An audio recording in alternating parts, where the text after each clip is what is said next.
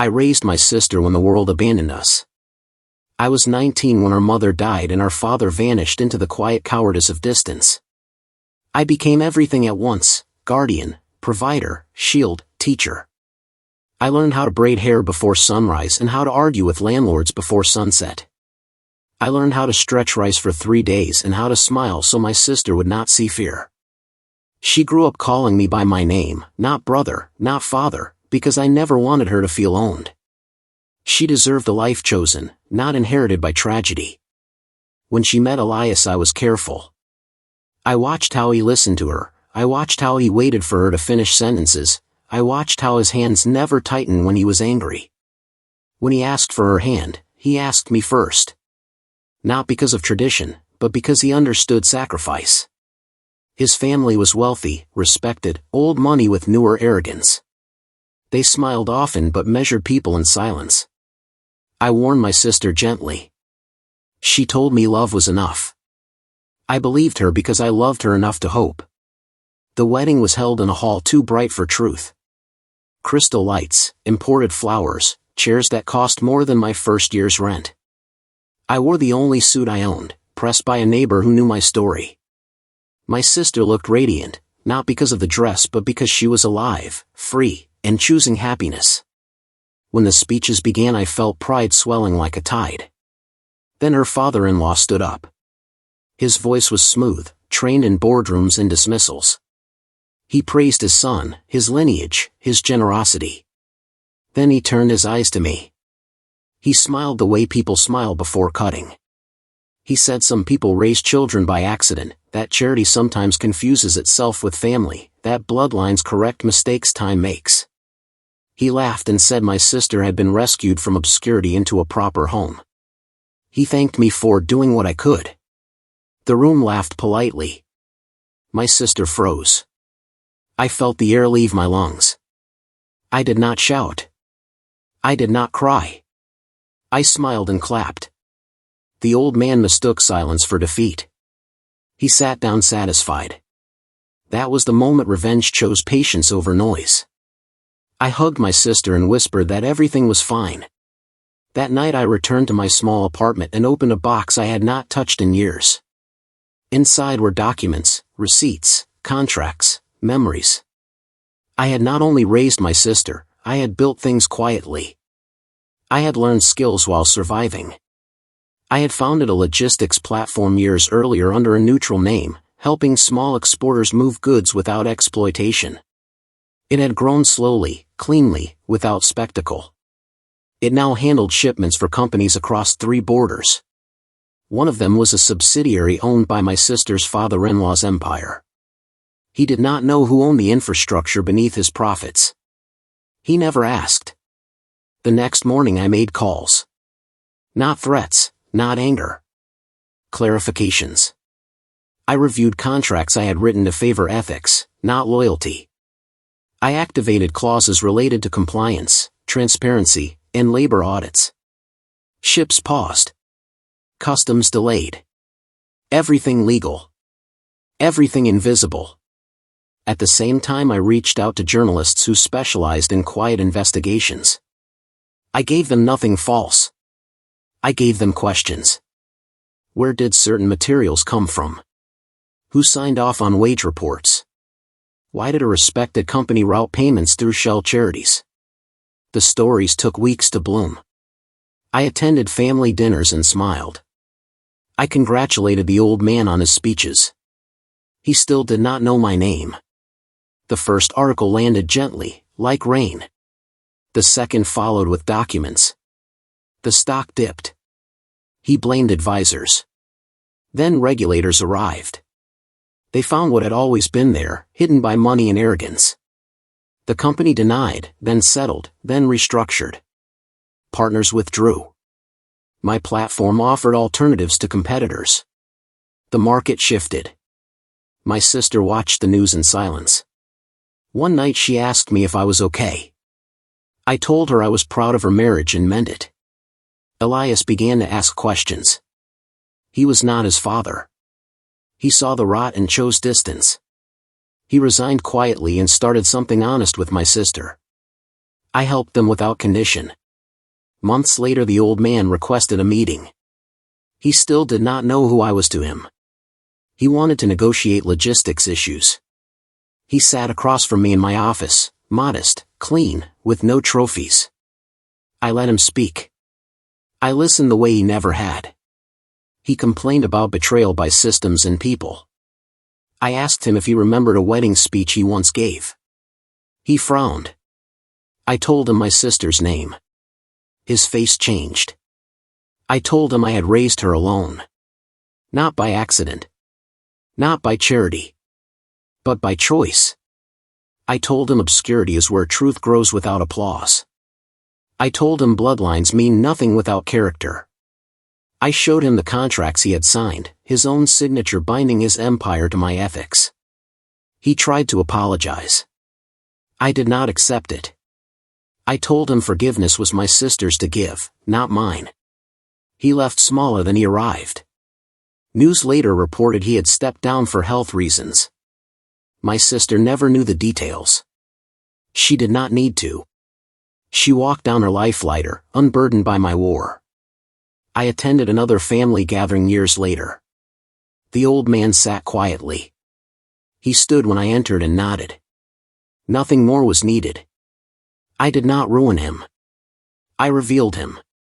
And in doing so, I restored balance. The greatest revenge was not humiliation. It was truth delivered patiently by the one he thought did not matter. Years passed and silence did its quiet work. The family that once spoke over me now measured words like glass. My sister grew into her marriage with a grace that surprised even her. She did not shrink inside their wealth, she reshaped it. Elias built a company rooted in transparency, refusing shortcuts his father once celebrated. They moved into a modest home despite offers of estates. I visited often, bringing nothing but stories and leaving with laughter. The old man watched from a distance, learning too late that power without respect ages fast. One evening a gala invitation arrived addressed to my company by name. No mention of family. No assumptions. I attended wearing a simple suit again, not to remind anyone of who I was, but of who I had always been. On stage an award was announced for ethical infrastructure development. My company's name echoed across the hall. The applause was real this time, not polite. My sister's father-in-law clapped last, slowly, with eyes lowered. After the ceremony he approached me alone. He said he had spent a lifetime confusing fear for respect and money for legacy. He said raising a child alone was not obscurity but heroism unseen. I listened without triumph. I told him legacies are repaired by action, not speeches. He nodded and walked away. That night I stood outside under quiet stars and thought of my mother. I thought of the mornings I skipped meals so my sister could eat. I thought of the insult that once burned like acid and how time had neutralized it. Revenge had not been loud. It had been deliberate. It had been patient. It had been clean. And as I drove home I realized the story was never about defeating a man. It was about proving that love built in silence outlasts arrogance announced on a microphone. But the ending the world saw was not the ending that mattered. The real reckoning unfolded quietly within the family walls, where pride has nowhere to hide. My sister became pregnant the following year, and the news shifted every axis. The old man asked to be involved. He spoke carefully now, each sentence weighed. He offered resources, connections, inheritance planning. Elias listened and then said something simple: in this family, we earn our place through consistency, not control. That sentence traveled further than any headline. The old man began showing up without an audience. He learned how to hold a baby awkwardly, how to wait to be invited into decisions, how to apologize without explaining himself away. He sold off interests tied to exploitation and redirected funds into education programs he did not name after himself. He attended board meetings as an observer only. When asked why, he said it was time he learned before leading again. I watched from the edges, never interfering, never guiding. This was not my redemption to manage. It was his. My sister once asked me if I ever felt angry anymore. I told her anger is a teacher, not a home. She smiled and said she learned that from me. The child was born on a rainy morning. I held my niece and felt a circle close. I had raised one life so another could begin unburdened. That night the old man stood beside me at the hospital window. He said nothing for a long time. Then he said he had finally understood what poverty really was. It was not lack of money. It was lack of humility. He thanked me without asking for forgiveness. I nodded without offering absolution. Because some truths are not transactions. They are acknowledgments. Time continued doing its quiet work. My platform expanded but remained private. I refused interviews. I invested in people who had been invisible like I once was. My sister flourished. Elias thrived. And the man who once insulted me at a wedding learned to speak last or not at all. The world never connected the dots. They did not need to. The only audience that mattered had healed. And in that silence I understood the final twist: the greatest revenge is building a future so strong that the past loses its voice. Yet life was not finished testing restraint. A year later a crisis erupted that money could not soften. A regulatory sweep uncovered historic liabilities tied to the old man's former partners, entities he had quietly exited but never fully severed. The press returned with sharper teeth. This time they wanted a villain or a savior. They wanted me. They had traced patterns and asked who controlled the systems that now stabilized supply chains during the turmoil. I declined interviews again. But pressure grew. When factories faced closure and thousands risked losing jobs, the government requested a private advisory council. My name surfaced because outcomes do not lie. I accepted on one condition: workers would have representation equal to executives. The condition surprised them. They agreed.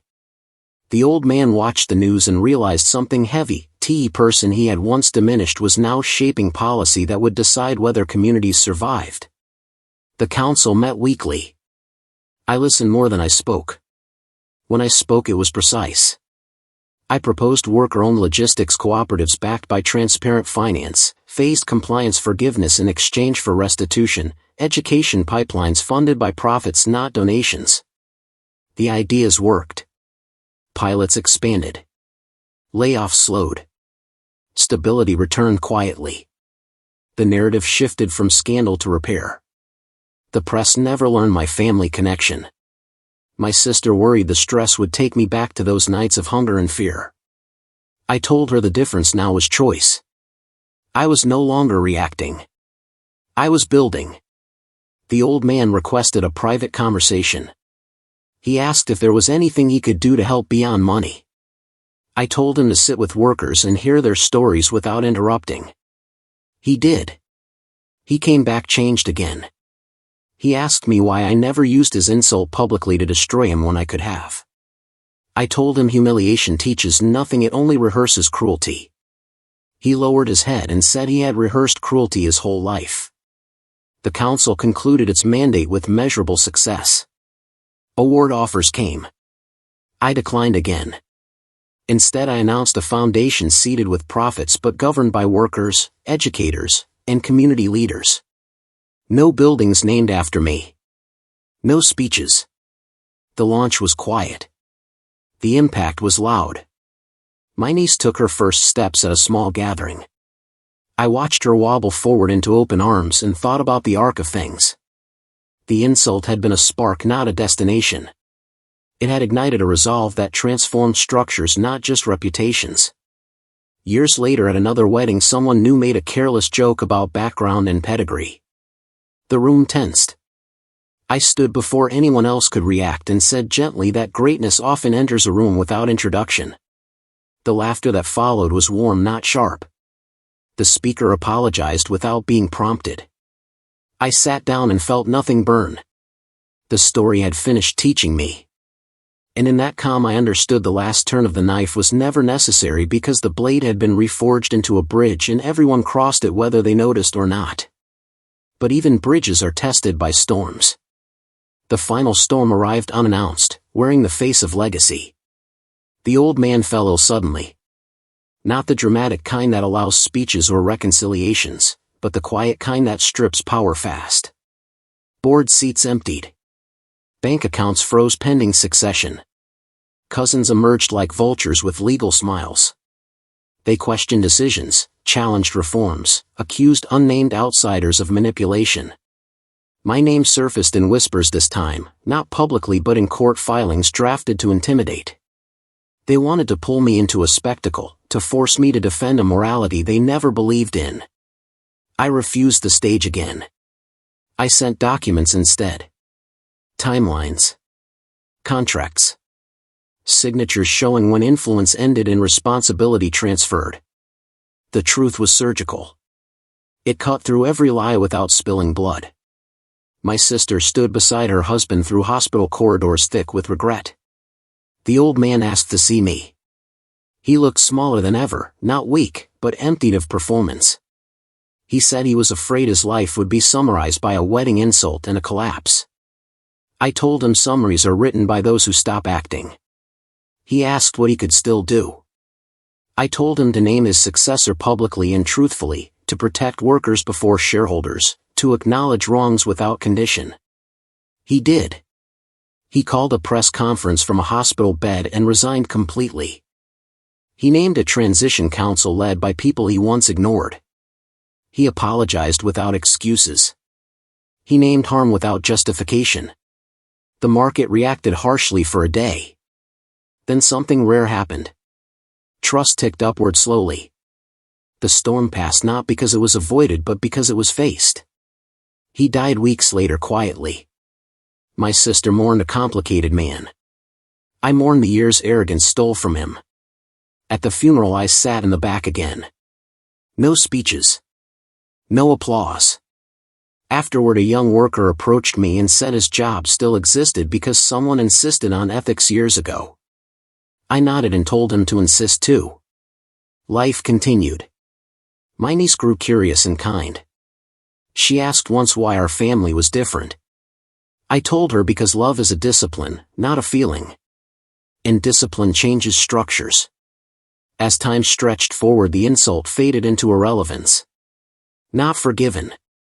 Not forgotten. But transformed into origin. The story people never saw was not revenge but authorship. I refused the role written for me and wrote my own.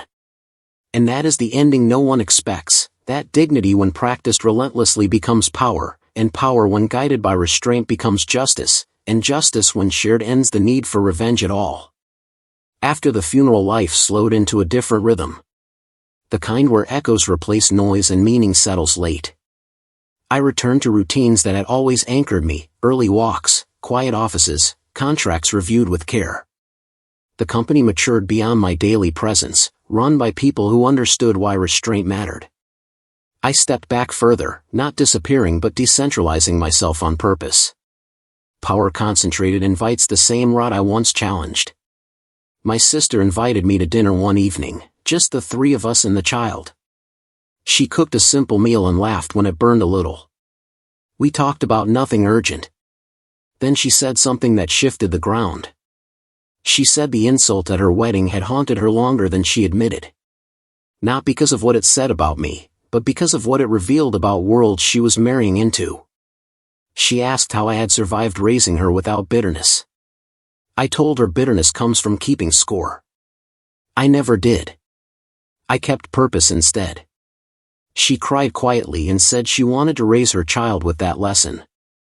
That night I realized the truest inheritance I could give was not protection or influence but a philosophy that refused to shrink. When my niece started school a rumor followed her surname. Some parents whispered. Some teachers watched too closely. I requested a meeting and said nothing about family history or donations. I asked only for equal treatment and transparent standards. I offered to volunteer like any other guardian. They agreed. The whispers died when consistency replaced suspicion. At a community forum a month later a woman stood and spoke about invisible caregivers, people who raise siblings, nieces, neighbors without recognition. She did not know my story. I did not correct her. The room listened. That was enough. A book publisher approached me through an intermediary. They wanted the story. I declined again. I told them stories that seek applause lose their spine. Instead, I funded writing programs for those who had carried families quietly. They told their own truths. Some were angry. Some were tender. All were real. Years folded in on themselves. The company became a case study. The foundation became a model. My sister became a leader in her own right, sought for her clarity, not her name. Elias remained steady, a man who chose differently than his inheritance. My niece grew fearless and curious. She asked questions that made adults uncomfortable in the best way. One afternoon she asked why people insult others in public. I told her because some people confuse height with worth and microphones with truth. She said that sounded lonely. I said it was. She hugged me and ran off. And there it was. The final release. The insult that once demanded revenge had been reduced to a lesson taught gently to a child who would never need to carry it. I stood alone afterward and felt no triumph, no ache, just completion. The story had moved through anger, through patience, through power, through restraint, and arrived at peace. Not the loud kind. The durable kind. That is where it ends. Not with applause. Not with ruin. But with a future so grounded that no insult can ever find purchase again. But peace does not mean stillness. It means readiness. When the economy shifted again and supply chains fractured under new pressures, voices returned asking for shortcuts, this time wrapped in urgency and fear. They wanted me to bend standards for speed, to excuse harm for survival. I said no the same way I always had, calmly, with alternatives prepared. People call that stubbornness until it saves them. The systems held because they were built for stress, not applause. Workers stayed employed. Regions stabilized quietly. The difference between collapse and continuity was discipline learned long ago in a small apartment with empty cupboards. My sister watched these choices and said something that stayed with me. She said the man who insulted you thought power was the ability to speak without consequence. You proved power is the ability to act with consequence in mind. I smiled because she had surpassed me. That was always the goal. Time accelerated. My hair grayed. My steps slowed. My niece grew into a young woman who challenged assumptions with kindness sharp enough to cut through rooms. She never used our story as a weapon. She used it as context. She chose a path in public service and refused advantages offered in private. She said fairness only matters when it costs something. I knew then the circle was not just closed, it had expanded. On an ordinary afternoon I received a message from a stranger who said they had once laughed at a wedding insult years ago. They said they remembered the silence more than the words. They apologized without expectation. I replied with one sentence, learn from silence, it tells you who to become. That was the last echo I needed. I archived the old box of documents at last. Not because the past was erased, but because it no longer needed guarding. The future was capable on its own. I walked home as evening settled and thought of the arc from insult to institution, from hunger to humility, from anger to architecture. The revenge everyone expects is destruction. The revenge that endures is construction. I did not rise to prove him wrong. I rose to make him irrelevant. And when relevance dies quietly, justice has already won. And still, the world-tested legacy one final time. Not through insult, but through temptation. A global consortium offered to acquire my platform at a number so large it would have rewritten comfort for generations. The condition was subtle. They wanted influence over labor frameworks, flexibility in regions where laws were negotiable. They praised my ethics while asking me to shelve them. They said this was how real change scales. I listened. I remembered the wedding hall, the laughter, the measured cruelty disguised as humor. I remembered hunger, and the choice not to let it harden me. I declined. The news rippled quietly. Investors shook their heads. Some friends questioned my sanity. I slept well. The next year a crisis exposed the consortium's practices. They collapsed under scrutiny that my systems would have survived. My platform absorbed displaced workers and stabilized routes without fanfare. Governments cited our model again. This time I accepted one interview. Not to tell my story, but to articulate principles. I said dignity is not a luxury. It is infrastructure. An infrastructure built on dignity outlasts profit cycles. The interviewer asked about personal motivation. I said love taught me logistics before business ever did. The segment aired and passed. My sister called and laughed. She said the child asked why I looked serious on television. I told her seriousness is just care without decoration. Later that week my niece invited me to a community forum she organized.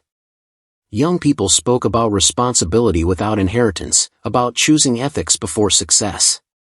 They did not know the origin. They were writing their own. I sat in the back again, as I always had, and felt the strange joy of being unnecessary. The final truth settled then. Revenge stories end with a fall or a triumph. This one ended with transfer. With systems that no longer needed my vigilance. With people who could outgrow the pain that birthed them. If the man who insulted me could see this ending, he might finally understand. He once tried to reduce a life to a moment. I expanded a moment into a lifetime of quiet correction. And that is where the story rests. Not finished, but sustained. Moving forward without my name attached, without applause, without spacing between cause and effect. Just continuity. Built by love. Ruled by restraint. And forever immune to the smallness that once mistook silence for weakness. In the years that followed my presence thinned until it became legend rather than fact. People spoke of systems not saviors, principles not personalities. That was intentional. I resigned from boards quietly, mentored replacements privately, and left frameworks sturdy enough to resist erosion. My sister moved cities for her work and built programs that protected caregivers who raised families without titles. She never mentioned me in speeches, but her language carried the weight of our history. Elias remained steady, choosing humility as daily practice rather than inherited posture. My niece grew into leadership without permission. She challenged rooms that once would have dismissed her. She did it calmly, methodically, without anger. The insult that began everything became an invisible thread tying choices together rather than a wound demanding attention. On an ordinary morning I donated the last shares I held into a trust governed by workers and educators. My name was removed from documents. It felt like exhaling after a long climb. I walked through a market where no one recognized me and bought fruit with exact change. The vendor smiled and wished me well. That was enough. One evening my niece asked what success really meant. I told her success is when your absence does not break what you built. She nodded like she already knew. Time continued indifferent and generous. The wedding hall was renovated under new ownership. I passed it once and felt nothing. No heat. No echo. The past had finally lost gravity. The man who insulted me had been absorbed into footnotes, not villainized, not redeemed, just contextualized. My sister's laughter carried farther than any apology ever could. And I understood then the final turn no audience anticipates, the revenge story dissolves when its purpose is fulfilled. It does not end with confrontation or confession. It ends when the insult no longer needs an answer. When dignity becomes default. When love outlives memory. And so the story closes not with a raised voice, but with a lowered one, teaching the next generation to build quietly, to speak carefully, to choose restraint when cruelty invites response. That is the ending that cannot be taken away. Because it was never given. It was earned. But even earned endings echo once more before settling. The echo came as a letter handwritten on thin paper from a rural school I had funded anonymously. The teacher wrote about a girl who raised her siblings after their parents died. She wrote that the girl never asked for help but stayed late to clean classrooms so she could read under proper light. She wrote that the girl said someone once told her love is a discipline, not a feeling, and that sentence had changed how she carried her days. I read the letter slowly and understood how stories actually travel. They do not move through microphones. They move through sentences passed hand to hand, heart to heart, without signatures. I visited the school without announcement. I sat in the back and listened. The girl read aloud with a steady voice. She did not know me. I did not want her to. She was already taller than the moment that might one day try to belittle her. As I left the schoolyard, children ran past laughing, unaware of the quiet machinery of care that had made their laughter possible. That was the final confirmation. The insult had not only been answered. It had been outgrown, multiplied, and transformed into shelter for people who would never know the origin. And that is how revenge finally vanished completely. Not because it succeeded, but because it was no longer required. The story did not conclude with justice delivered to one man. It concluded with justice distributed to many. That distribution diluted the original harm until it could no longer define anything. I went home and placed the letter in the old box and then closed it for the last time. No locks. No guarding. Just rest. The night was calm. The future unafraid. And somewhere far from wedding halls and microphones, someone who would never know my name stood a little straighter because dignity had been built quietly in advance. That is the ending no one sees coming because it refuses spectacle. It chooses continuity. It chooses love practiced daily. It chooses to raise others so completely that the original wound becomes irrelevant. And in that irrelevance the truest victory lives forever. Time moved on, gentle but relentless. My hair silvered further, not in sorrow but in the quiet passage of years. My sister's child grew bold and curious, asking questions about fairness, about courage, about why some people choose silence over noise. I answered when asked, always in stories that skirted my name, so that lessons traveled, not ego. My sister thrived in her career and marriage, never dependent on notoriety but on competence and integrity. Elias became a quiet force, solving problems the old man never imagined. He taught the child to measure kindness the same way we had measured survival, patiently, precisely, without applause. I continued visiting only when invited and left footprints light enough to let her own choices shine. The world outside occasionally noticed the platform I had built and the foundation I had seeded, reporting anonymous philanthropist or ethical innovator as if true credit were impossible to trace. I smiled quietly because it meant my work mattered without spectacle. The old man's memory faded from public discourse. He was neither villain nor hero in newspapers, only a reminder that arrogance, like all things, has a shelf life. My niece began mentoring peers, emulating the unseen structure that had once protected her. She spoke of love as a discipline and respect as infrastructure, echoing phrases I had whispered across decades. And I watched from the margins, content that the child carried lessons stronger than any lawsuit, any article, any insult ever could. The story, finally, was no longer mine to control. It belonged to those who lived it, who thrived because of it, who never needed me to defend them anymore. I closed the chapter without ceremony, because endings never need ceremony when their consequences endure. And in that quiet closure, I understood fully, revenge does not roar, it sustains. It does not punish, it empowers. And when it is complete, the original offense loses all meaning, leaving only the life you built, untouched, unassailable, and luminous. Years continued folding over themselves, each one layering quietly onto the last. The world around me shifted in ways I could no longer control, but the systems I had built endured, steady like stone in a river. I watched as my niece stepped into leadership roles with confidence that was not inherited but cultivated. She spoke plainly about responsibility, about ethics, about the weight of choice. She challenged peers and elders alike, never for revenge but for principle. And in watching her, I realized the true scope of the life I had built. The insult at the wedding, once a jagged wound, had become the seed of resilience that now sprouted in others. My sister's marriage flourished, her home filled with laughter, books, voices, all the ordinary proof that life could be both just and joyful. My own days were simple, early mornings reviewing reports from afar, evenings spent in quiet reflection, occasional visits to community programs where children learned skills and dignity in equal measure. I no longer needed recognition. The world could not diminish me, for what mattered was already rooted beyond applause.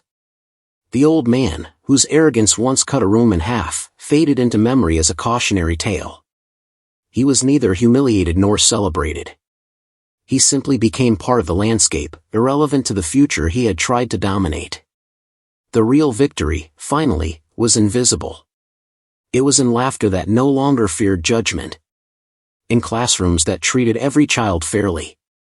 In markets where transparency ensured no one suffered unseen. It was in the slow, steady accumulation of lives improved by quiet determination. And one night, I stood beneath stars and thought of my mother, of my sister, of the child now growing into a world I had prepared without spectacle. I smiled because I understood at last, revenge had never been about him. It had been about building a life so strong, so principled, that an insult could never touch it again.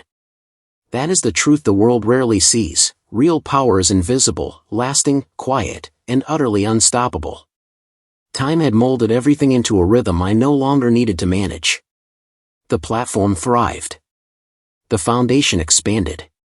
My sister's family, my niece, even Elias, they all moved through life with integrity as instinct. But the world, as it always does, demanded one last reckoning. It came in the form of a corporate acquisition, larger than anything I had ever faced. The consortium was global, their influence vast, their arrogance familiar. They tried again, quietly at first, pressing partners, sending subtle threats, whispering that bending the rules once would make scaling easier. They underestimated patience.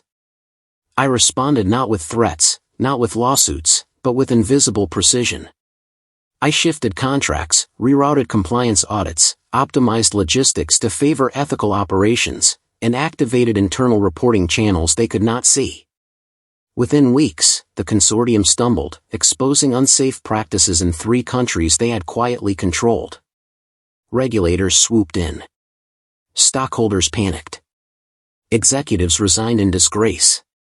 My infrastructure absorbed the fallout seamlessly. Lives were preserved. The world cheered quietly without ever knowing my name. Then came the moment that shattered everything publicly. A viral investigative article detailed systemic exploitation tied to families and corporations once thought untouchable.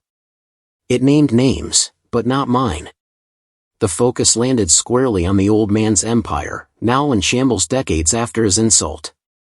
Headlines screamed, "Dynasty of Arrogance Collapses, Invisible Caregiver Topples Legacy." Social media erupted. Memes, debates, discussions. Everyone wanted a villain and a hero, everyone picked sides. The world finally recognized that wealth and titles could not shield cruelty. My sister watched the news unfold, clutching her child, quiet tears in her eyes. She said, "You did this, without anyone knowing it was you." I only nodded. But the climax came during a public forum I never intended to attend. The old man, fragile, broken, pale, was asked to comment. He admitted, on camera, that he had underestimated the person he had insulted. That the man or woman he mocked had reshaped the entire system from the shadows, quietly, without recognition. He apologized, but it was too late. His empire was gone. His influence, a relic. His arrogance had been dismantled not with vengeance but with structure, ethics, and patience. The article went viral worldwide. News anchors dissected it. Experts called it a masterclass in quiet power and delayed justice. The stock market reflected the collapse in real time. The world watched as decades of inherited arrogance evaporated. The old man's family, once untouchable, scrambled to salvage what they could. Lawyers, PR teams, advisors, they all flailed while I remained unseen. The strike was perfect, invisible, ethical, and devastating. Then my niece posted a video from a school program she had organized, speaking about dignity, responsibility, and the power of action without spectacle. Tens of millions watched. She had internalized every lesson. She did not know the origins. She did not need to. The old man's name was now synonymous with failure. Mine was whispered in the shadows, the legend of the person who dismantled a dynasty without ever showing a face. The final blow, the one the world could not predict, came months later. A global award for ethical infrastructure and social impact was announced. My company was named the recipient. The ceremony was broadcast. The audience was enormous. Leaders from every continent were present. I did not attend. My sister accepted on my behalf, tears in her eyes, dignity intact. The speech she gave quoted me, unknowingly passing the philosophy I had lived: true power is invisible. True justice builds life, not ruins it. True revenge is unnecessary when the future is stronger than the past. The old man watched it all unfold from his retreat. No empire, no public voice, only the echo of a life he had misjudged. He realized that insults, arrogance, and public disdain mattered less than the structures you build, the people you empower, and the legacies you create silently. And so, the story ended, not with a confrontation, not with spectacle, but with a global shattering of assumptions. The dynasty that mocked me fell. The world finally understood that true power is patience. True justice is invisible. True revenge does not humiliate, it reconstructs. And the insult that once seared me? It had been the catalyst for an empire of ethics, a foundation of dignity, and a life so untouchable that no arrogance in the world could fracture it.